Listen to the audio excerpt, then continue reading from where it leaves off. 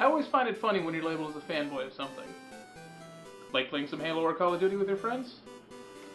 Fanboy. Played more than one Final Fantasy game?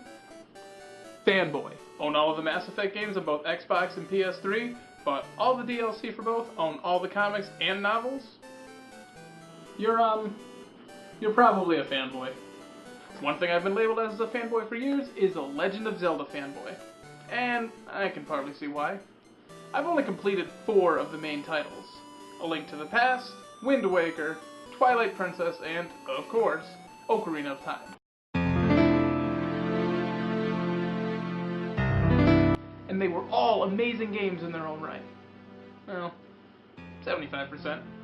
But let's cut the crap and get to the one that you guys all want me to talk about, The Legend of Zelda, Ocarina of Time. You start off as Link, obviously, a young boy living in the Kokiri Forest. He's in the middle of a bad dream. Guess he was hoping the motion controls were just in his head, huh? So you get woken up by everybody's favorite character, Navi. She tells you that the Great Deku Tree has summoned you. Yeah, I'll get there.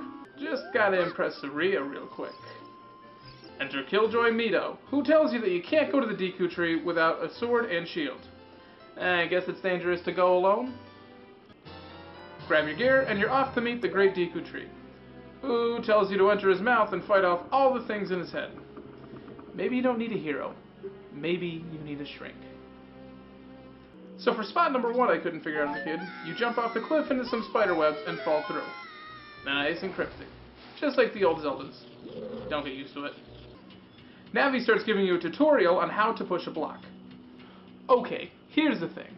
The A button is context sensitive and displays text over it when a specific action can be performed. Any experienced Zelda player knows to push the block, and there's a clear path on the ground to be pushed through. It was the start of a good design, leaving enough in the open for it to be figured out without it being confusing. Then Navi screws it up. I like the idea of hitting up C for a hint because you can skip it and it's only optional to use, but this game randomly has Navi talk to you in an unskippable dialogue. Her favorite thing to do is tell you about the shadows of enemies above you. It's not nearly as bad as Twilight Princess, but I got this, guys. Eventually you run into a shrub that tells you the solution is 2, 3, 1. 23 is number 1. That's a weird reference for a Japanese game. Guess everyone wanted to be like Mike.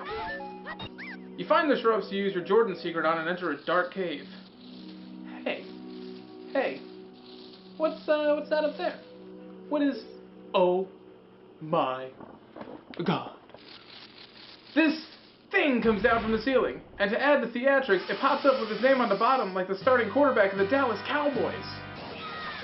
Beat her and you get your prizes. The usual heart container, of course, but also the staple of Ocarina of Time, 20 hours of cutscenes and text. Now I know I should like the fact that there's a storyline behind all of this, but honestly, how many times do I have to hear about the goddesses? Just tell me the whole story at once. You go to set off on your magical quest when Saria confronts you and hands you an ocarina. Aw, thanks. I can't wait to discard this thing when I get a better one from the princess. Sentimental value? Overrated. I did always find it funny that he sprints away like that. I just always thought it was out of place. Link, I love you. I love you too, Saria. Even though I have a penis?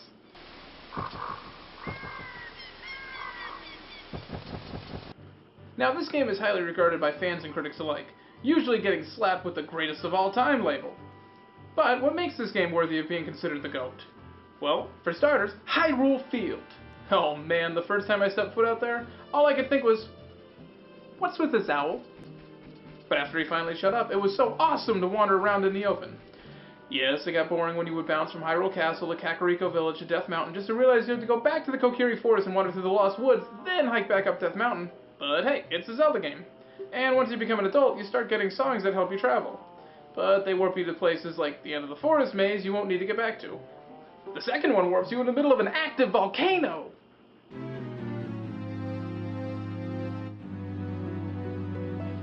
You walk past the worst gardens in the world, since they can't look up, down, left, or right, or hear sound, as you find Mario passed out.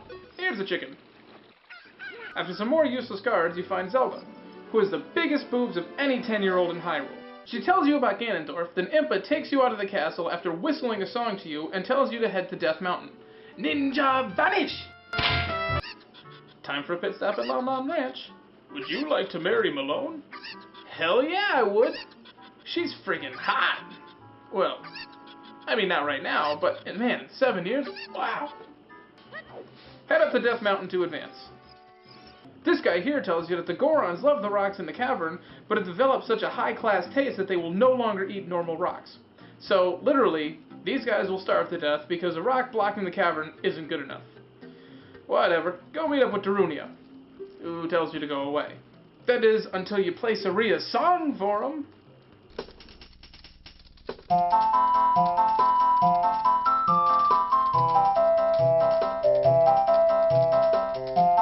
I know, but I have to at least mention this. He gives you the Goron bracelet, which will be useless in about 20 minutes. GG. So you throw a bomb flower to blow up some rocks as you go into Dodongo's cavern, which, in my opinion, is the best dungeon in the game. The Deku tree is pretty awesome as well, but come on, giant skull. After getting a bomb bag, you blow up the eyes of the giant skull and walk into his mouth. Again? So after some of the most annoying enemies in the game, you prepare to fight the boss. Right after I catch this fairy from the wall, got it. You jump down this hole because, hey, it worked last time, and out comes King Dodongo. Yeah, basically the same boss from Zelda 1, but bigger. You feed him a bomb, he Goron rolls, you hunt on the shore, and repeat until the most gruesome death of a Zelda boss of all time. And for some reason, he cooled the lava. Darunia gives you the Goron Stone, tells you to go meet the Great Fairy, then tries to molest you. I chose jumping off a cliff. Now to Zora's Domain where, damn it! Can I sneak past? Nope. You know, between him and Navi, it's a wonder I needed a guide at all as a kid. In Zora's Domain, you jump off a waterfall. What is this, jackass?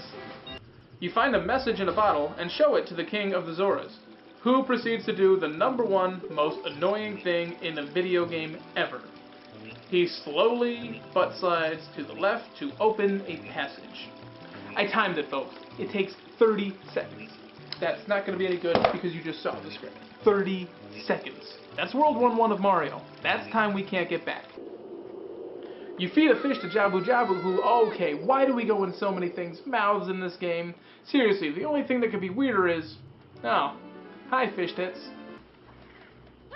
You carry around and fight giant hanging tongues.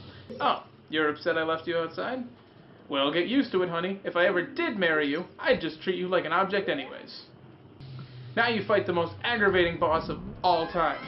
Seriously, it took me 10 minutes on him. Give me the water temple 20 times, I'd take it over this guy. You platform over some stomach sponges. I know, it's weird. I don't know why there's platforming in a Zelda game either. Now you fight Baronade, who I keep wanting to call Biollante, and cure Jabu of his ulcer. And after a weird, awkward moment with Princess Full Frontal Nudity, you are awarded the 3rd and final stone. And, of course, 30 minutes of cutscene! So now you're all grown up. It wasn't much of a surprise. I mean, the intro sequence is an adult Link on a horse. And, what did Rauru do to you in your sleep? You have tights on and pierced ears. Creeper, man. Creeper. You head into Hyrule Square, which is full of zombies. And by the way, the Redeads themselves aren't frightening. The moaning is creepy, but they move slow and are weak to musical instruments. No, what's frightening is that blood-curdling scream that plays when they get close. You head to Dampy's graveyard, where you race dead Dampy. Oh, sure, everybody in Hyrule Square are zombies, but Dampy gets to keep his soul? Not cool, man. I know what you did to that little boy. You race him and get the hookshot. The first weapon doesn't point out that you can set it to C. Back to the Lost Woods. Hey, look, it's Mido. Jeez, I really don't want to have to play Saria's song for anyone again. Oh, he just moved over. Alright, cool. Oh, God, Navi, enough. Shut up. You don't need to tell me. Shut up, Navi. After poking these big scary dog things, you meet the big guy with the club, which doesn't work at short range for some reason. Here, we go into a dungeon without a mouth for once. Now here's where Navi gets annoying. Yeah, even more so. There, arrows on the floor! Watch for the shadows of monsters! The ceiling is falling! If we're late, she'll be upset. After getting the bow and beating the 4 ghosts, you confront Phantom Ganon, which is foreboding of the final battle of Ganondorf. You kill it, and Ganondorf bashes the failed creation. So Saria is a sage. Well, you hid deep in the forest anyways, it's not like you're afraid of being isolated. She gives you a medallion, and you're plopped in front of the corpse of the Deku tree, where you meet the Deku Sprout. Hey Deku Sprout, just so you know, you are gonna grow up to be one ugly tree. I mean, even Harold would think you look bad. Don't worry, if I fail, Ganon will kill you. But hey, at least your dad would be a dungeon again. So he tells you you're not a Kokiri. Where are the tights to give away? Anyway, so off to the Fire Temple. It's just all the same. But hey, I've got the version 1 cartridge, so I get to hear that creepy Muslim music. It's a little faded. So after fighting through the fire and the flames... No!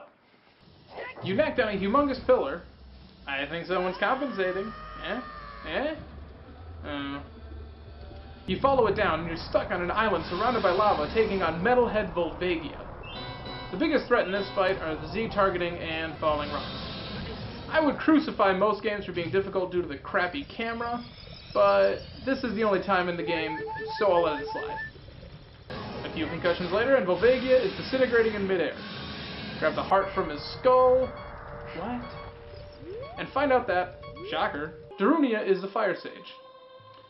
Yeah, whatever. Easier than that restraining order. You guys know what's next. The one, the hated, the notorious, the water temple. But let's take a breather for a minute or two and, get something to drink and get a snack, some Reese's Pieces, or cocaine. It's the Ocarina of Time. Can you blame me for taking 2 videos? So click on the annotation, it's going to be, it'll be on the screen somewhere, to check out part 2 of my Legend of Zelda Ocarina of Time review.